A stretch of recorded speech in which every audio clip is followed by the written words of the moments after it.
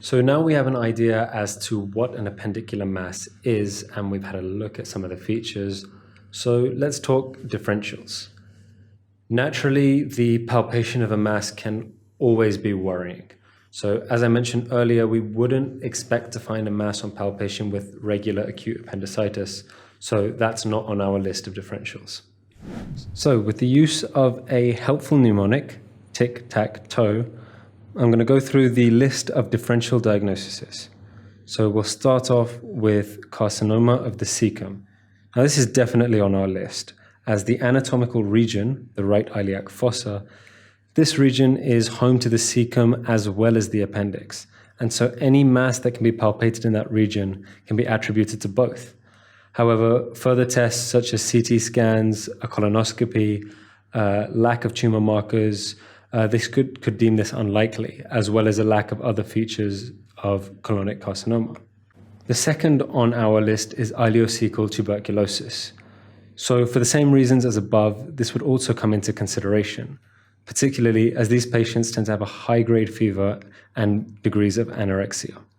Crohn's disease, the cramping, severe abdominal pain of Crohn's disease actually helps add its name to this list.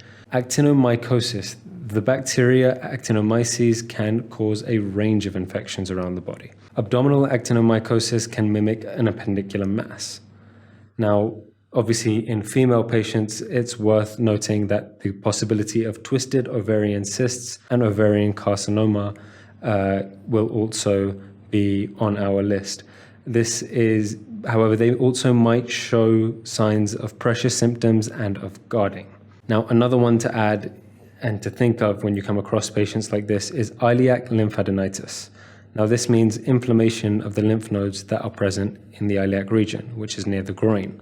Now, this can be anything that causes inflammation or infection of these lymph nodes. Interestingly enough, I actually read a case report a while ago about a patient who had had a laparoscopic appendicectomy, which means removal of the appendix with the help of a camera. On removal of the appendix, it was macroscopically normal. So it turns out the appendix looked normal, but it turns out the patient actually had an appendicular mass. And so for any of you who are actually interested in reading that paper, the case report was titled Suppurative Iliac Lymphadenitis Masquerading as Appendicitis in an HIV-Infected Patient. So that was just a little bit about the things that you might want to think about when you come across a patient who has a mass in their right iliac fossa. The next part of this series will be about the management, so do tune into that as well.